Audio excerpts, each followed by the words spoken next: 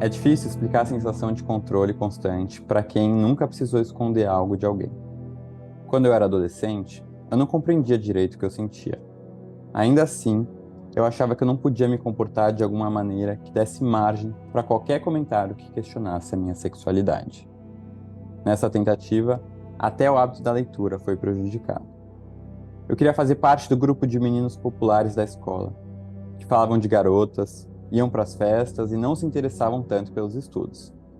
A leitura, portanto, não fazia parte dessa cartilha.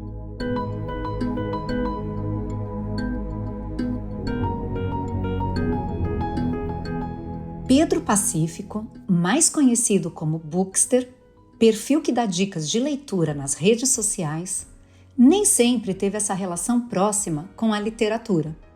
Mas em um momento crucial de identidade própria, foram os livros que não só fizeram companhia para ele, como o ajudaram a se aceitar, enxergar novas possibilidades e valorizar outras perspectivas.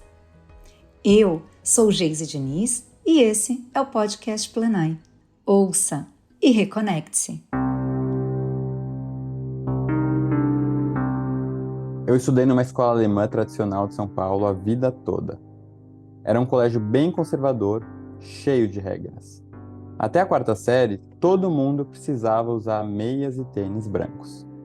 Quando a diretora entrava na sala, os alunos tinham que se levantar e falar em voz alta. Bom dia, dona fulano. Eu sei que normas no ambiente escolar são importantes, mas acho que a minha escola era rígida demais. Eu não aprendi o valor da diversidade no colégio e acabei concluindo que ser diferente não era legal. Quando eu era criança, quase não se falava de bullying.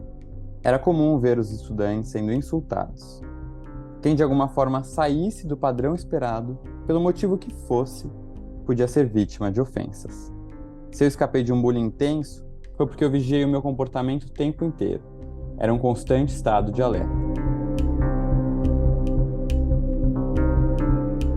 Desde pequeno, eu também fui percebendo que eu gostava de algumas coisas que fugiam do padrão da imagem do menino arteiro. As aulas de educação física, por exemplo, eram uma tortura para mim. A partir de uma certa idade, meninas e meninos eram separados e os meninos jogavam futebol. Toda aula eu inventava uma desculpa para escapar.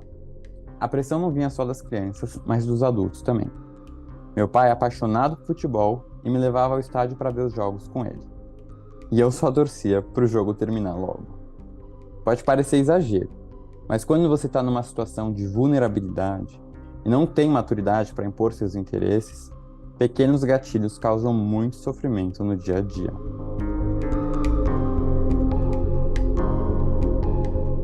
Na pré-adolescência, eu fui ficando cada vez mais consciente de que a sensação que eu tinha de ser diferente estava ligada à minha sexualidade. A partir daí, esse estado de alerta passou a dominar minha vida, como se eu guardasse um segredo muito valioso e que a qualquer momento pudesse ser descoberto. Mesmo com todo o meu esforço para tentar controlar o que os outros pensavam sobre mim, um dia cheguei na escola e li a palavra gay, escrita em letras grandes no meu armário. Eu comecei a reprimir os meus gostos para me encaixar nos padrões sociais. Com o tempo, eu já nem sabia o que era a minha personalidade e o que era uma imagem construída para me camuflar na multidão. Até hoje, mesmo depois de me aceitar plenamente como eu sou, ainda tenho essa dificuldade. Quando chegou na fase pré-vestibular, eu senti uma ansiedade muito grande e acabei buscando a ajuda de um psiquiatra e de um psicólogo. Como não admitia nem para mim mesmo a possibilidade de ser gay, eu obviamente nem falei isso com o terapeuta. Coloquei a culpa da minha ansiedade na escolha da profissão.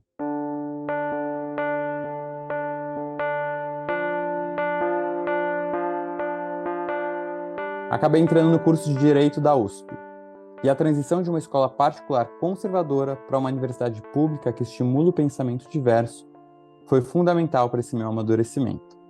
O convívio com estudantes de várias partes do Brasil começou a abrir minha cabeça, mas ainda tinha um longo caminho para percorrer. Numa das primeiras festas da faculdade, eu vi um casal gay se beijando e reagi àquela cena com muito preconceito. Nossa, tem nada contra isso, mas precisa fazer na frente de todo mundo? Hoje eu sei que eu estava reproduzindo falas que eu ouvi a vida inteira, pela necessidade de mostrar que eu não era gay. Durante a faculdade, eu fiz um intercâmbio em Paris, na França. E mesmo morando sozinho em uma cidade onde ninguém me conhecia, eu não me sentia livre para descobrir e experimentar a minha sexualidade. No fundo, eu sabia que provavelmente era gay, mas não me permitia pensar sobre isso. Então, eu me reprimia e tentava mudar de qualquer jeito. E quando eu pensava no meu futuro, eu me imaginava casado com uma mulher e com filhos.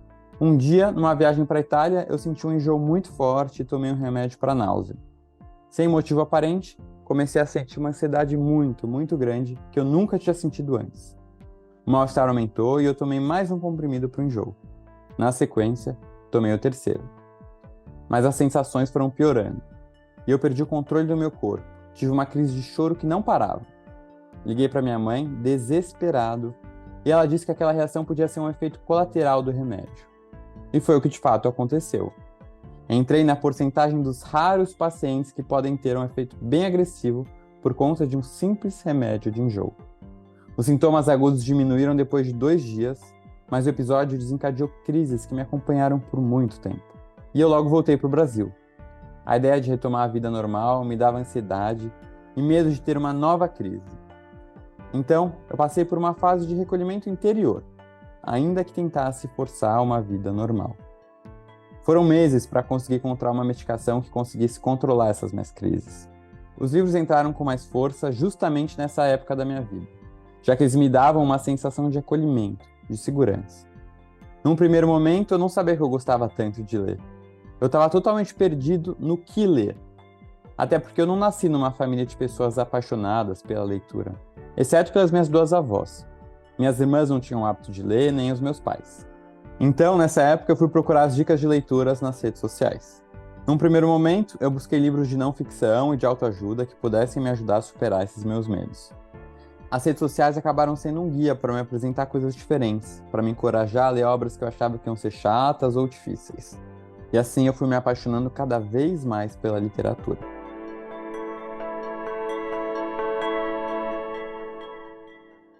Os livros foram grandes companheiros e uma importante ferramenta para melhorar a minha saúde mental. Eu nunca estava sozinho com um livro nas mãos. A leitura também significava um momento de relaxamento, como uma meditação. Enquanto eu lia, conseguia focar na narrativa e esquecer um pouco dos pensamentos que perturbavam a minha mente. Antes de mergulhar na literatura, eu achava que ninguém entendia aquele aperto que eu sentia no peito. E quando eu me deparei com personagens que descreviam as mesmas dores e angústias, entendi que eu não era o único a sofrer daquele jeito. E aos poucos eu comecei a entender um pouquinho mais sobre a riqueza da literatura. E foi aí que eu pensei, por que as pessoas não estão falando tanto disso como deveriam? Eu preciso mostrar como a leitura está fazendo bem para mim. Com o incentivo da minha namorada na época, já que ainda tinha relacionamentos com mulheres, eu criei o Bookster, um perfil no Instagram dedicado à literatura. E como naquela fase eu ainda não me aceitava como eu sou, eu criei um perfil de maneira anônima. Afinal, para quem tinha um segredo a esconder, eu não queria me expor de forma alguma. O Bookster foi crescendo e aos poucos eu relaxei. Comecei a mostrar meu rosto nos stories, até que um dos meus amigos descobriu essa minha identidade secreta. E aí acabei contando para todo mundo sobre esse meu perfil anônimo no Instagram. Recebi vários elogios e senti a segurança para compartilhar com todo mundo esse meu espaço dedicado à literatura. Depois de quase 4 anos, o meu namoro acabou. Ficar solteiro era um gatilho para um velho estresse. Eu teria que sair com mulheres e performar a masculinidade esperada de um homem heterossexual. Com os remédios para ansiedade, viver dentro do armário era menos angustiante, mas ainda assim um fardo. Um dia, no final de 2019, eu estava no carro, sozinho voltando do escritório e tentei falar em voz alta. Eu sou gay. Parece simples, mas eu não consegui. A voz não saía. Depois de alguns meses, comecei a considerar a possibilidade de sair com um homem. Entrei em um aplicativo de relacionamento para homens gays e criei um perfil sem foto. Cada passo era uma luta interna enorme, principalmente pelo medo de ser descoberto. Em pouco tempo, eu conheci meu primeiro namorado e descobri uma paixão diferente, mais intensa. Aos 27 anos, conheci a sensação que a maioria dos adolescentes conhece ainda na escola, de perder esse controle. A paixão me deu a força para minha autoaceitação. Quando eu aceitei como eu sou, falei para mim mesmo: agora chega de perder tempo e viver pelos outros.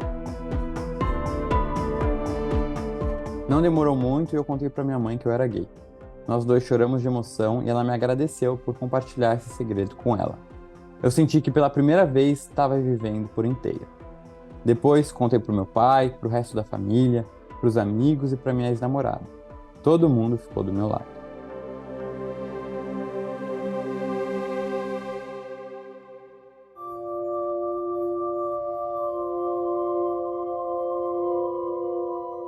No fundo, eu sabia que a reação da minha família não seria ruim. O que eu mais tinha medo era do resto da sociedade. Os amigos, o pessoal do trabalho. E como eu cresci achando que o diferente era ruim, eu achava que a minha orientação sexual me definia por completo. Hoje, pra mim, ser gay é algo muito menor do que antes. É só uma parte de quem eu sou. O próximo passo era contar a novidade também para os seguidores do Bookster. Tem gente que acha que assuntos íntimos não precisam ser divulgados na internet. Eu discordo. A minha família me aceitou como eu sou e eu tenho a minha independência financeira. Todos os meus privilégios me permitiram sair do armário de uma maneira muito positiva. Então, eu tento usar esses privilégios para ajudar outras pessoas. Muitos jovens da comunidade LGBTQIA+, têm famílias preconceituosas, extremamente religiosas e conservadoras. Eles dependem financeiramente dos pais e são expulsos de casa se falarem a verdade. E foi justamente por essas pessoas que eu resolvi contar sobre a minha história. Eu postei um vídeo expondo a minha orientação sexual e perdi mais de 5.000 seguidores em um dia só. Talvez essas pessoas lidem mal com a própria sexualidade, eu não sei. Mas isso foi só um detalhe. Eu recebi e continuo recebendo milhares de relatos maravilhosos e de mensagens de agradecimento. Eu também compartilhei a minha história em um TEDx e em um livro que eu publiquei. Dediquei o livro ao meu padrinho, um homem gay que hoje tem 94 anos. A sexualidade dele era um tabu imenso na família. Ninguém falava sobre isso, a começar por ele mesmo. Meu padrinho precisou de 93 anos para conseguir se aceitar. Hoje em dia, ele me liga toda semana para falar que me ama e o quanto meu livro mudou a vida dele. Se há 10 anos uma vidente virasse e falasse para mim: quando você tiver 31 anos, você vai estar namorando um homem, vai ser influenciador digital de literatura, vai ter feito um TEDx falando sobre sua sexualidade, vai ter escrito um livro autobiográfico e vai ter dedicado esse livro para o seu padrinho, eu diria: você só pode estar confundindo a pessoa. Desde que publiquei o meu livro em agosto de 2023, o 30 Segundos Sem Pensar no Medo, eu recebo diariamente mensagens lindas de pessoas que se identificam com a minha história. Elas dizem: parece que você está escrevendo sobre a minha vida, parece que você está lendo o que se passa na minha cabeça. E é maravilhoso poder ajudar os outros a enfrentarem seus medos, a terem orgulho das diferenças, a entenderem que os livros são uma companhia para suas dores. É muito reconfortante a sensação de que a gente não está sozinho. Na literatura, eu encontrei a sensação de acolhimento e de pertencimento. Os livros me ajudaram a assumir o meu verdadeiro eu e me mostraram um caminho de orgulho.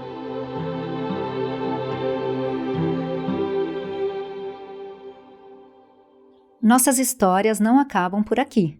Confira mais dos nossos conteúdos em plenai.com e em nosso perfil no Instagram, @portalplenai.